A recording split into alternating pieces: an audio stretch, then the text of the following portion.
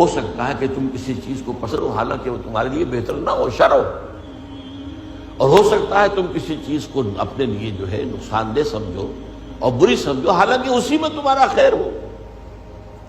واللہ یعلم وانتم لا تعلمون، اللہ جانتا ہے تم نہیں جانتے۔ اب یہ وہ چیز ہے جس سے ایک تو یہ کہ خوف ختم، ایک توکل پیدا ہوتا، میں کر بھی کچھ نہیں سکتا، یہاں لفظ آئے گا اذن کا، جب تک کہ اللہ کا اذن نہ ہو، اور اللہ کا یہ اذن جو ہے وہ اس کے قدیم علم کی بنیاد کے اوپر ہے۔ اگرچہ ظاہر بات ہے مجھے چوائس تو دیا ہے، اور اپنے چوائس کے اعتبار سے میں یا مورد الزام ہوں گا اور یا مجھے بدلہ اور ثواب ملے گا، اما شاکرم و اما کفورا۔ شکر کی روش اختیار کروں گا تو اللہ تعالیٰ کی طرف سے اجر و ثواب ملے گا، کفر اور کفران نعمت کا رویہ اختیار کروں گا تو اللہ تعالیٰ کی طرف سے سزا ملے گی۔ لیکن ظاہر بات ہے ایک جگہ فرمایا ان ربی بما تعملون محیط، یہ اللہ تعالیٰ کی صفت قدرت کا معاملہ، علی کل شیء قدیر ہے اللہ۔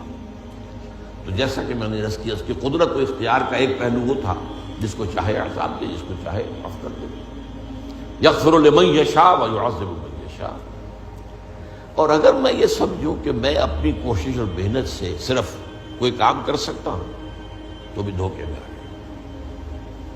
میری اس قدر کے مقابلے میں، میری اس قدرت کے مقابلے میں میرا احاطہ کیے ہوئے اللہ کی قدرت، میں اس اللہ کی قدرت سے باہر نہیں جا سکتا۔ اس پہلو سے یہ بات بھی جان لو کہ کسی شے پر توکل مت کرو، وما تشاءون الا ان یشاء اللہ، صرف تمہارے چاہنے سے کچھ نہیں ہوگا جب تک کہ اللہ نہ چاہے۔ اسی کو ہم کہتے ہیں توفیق۔ ایک تو اذن رب، اچھا تم جانا چاہتے ہو نماز پڑھنے جاؤ، اللہ کا اذن، لیکن تم نے ارادہ کیا تھا نا، اس پر تمہیں ثواب ملے گا۔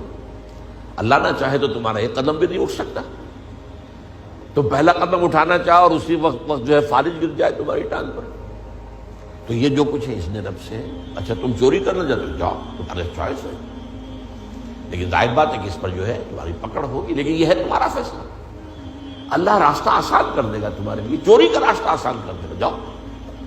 فَسَنُيَسِّرُهُ لِلْيُسْرَىٰ وَسَنُيَسِّرُهُ لِلْعُسْرَىٰ، جو نیکی کے راستے پر چلنا چاہتا ہے ہم اسے سہج وہ سب سے بڑی آسانی جو ہے یعنی جنت وہاں پہنچا دے گا، اور جو برائی کا راستہ اختیار کرتا ہے فَسَنُيَسِّرُهُ لِلْعُسْرَىٰ، اللہ اسے آہستہ آہستہ العسرا بھی پہنچا دے گا۔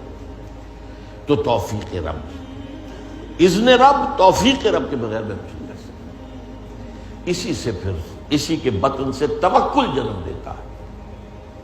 میرے پاس سارے اسباب و وسائل جمع ہیں، رات کو میرا فیصلہ ہے کہ صبح میں نے سفر کرنا ہے، اسلام آباد جانا ہے، گاڑی کی میں نے چیکنگ کروا لی ہے، سب کچھ ہو گیا ہے، اس نے تیل ویل دیکھ لیے ٹھیک ٹھاک ہے، پیٹرول کی ٹنکی بھی فل ہے، لیکن اگر آپ نے سمجھا کہ میں چلا جاؤں گا تو آپ دھوکے میں، فریب میں۔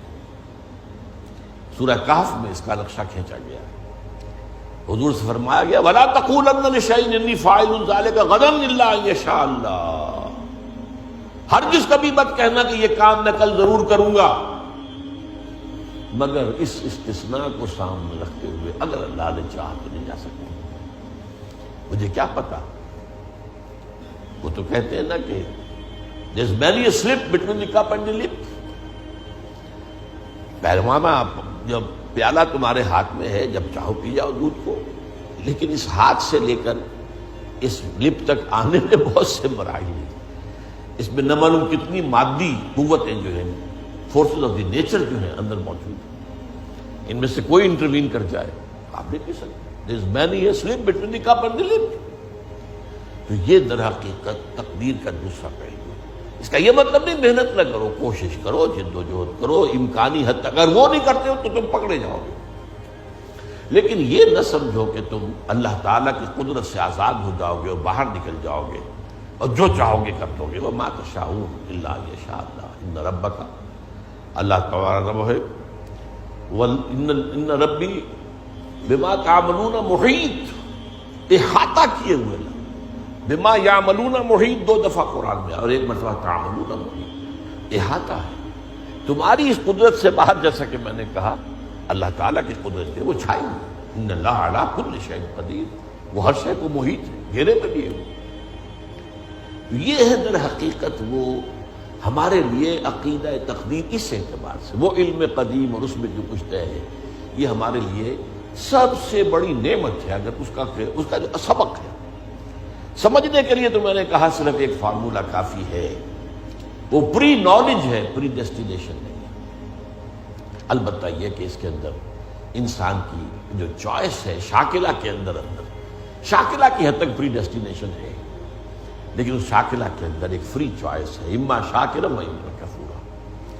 آپ جو راستہ بھی اختیار کرنا چاہیں، اللہ نے اس کی آپ کو، تبھی یہ سارا معاملہ ہے۔ تبھی آپ معلوم ہے قرآن مجید کا فلسفہ زندگی کیا ہے، خلق الموت والحیات لیبلوکم ایکم احسن عملا۔ یہ ابتلا کا دور ہے، یہ دنیا کی زندگی امتحان کا دور ہے۔ قلزم ہستی سے تو گمراہ ہے مانند حباب، اس زیاں خانے میں تیرا امتحان ہے زندگی۔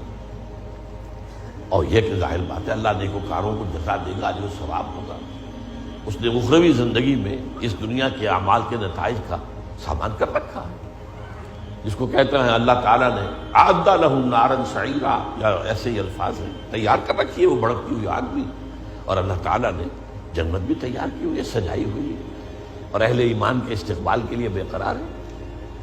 اس اعتبار سے یہ عقیدہ ہمارے لیے جو ہے، یہ بہت سی چیزوں سے، اس کو بڑے پیارے انداز میں اقبال نے کہا ہے، برو کشید ز پیچا کے ہست و بود مرا، اقدہا کے مقام رضا کشود مرا۔ یہ اللہ کی رضا پر راضی رہنا، اس نے مجھے کیسی کیسی الجھنوں سے نجات دے دی۔ وہ پیچ و تاب، وہ فرسٹریشن، وہ اندر ہی اندر کا غصہ، وہ اندر ہی اندر صدمہ، وہ مایوسی، وہ بددلی،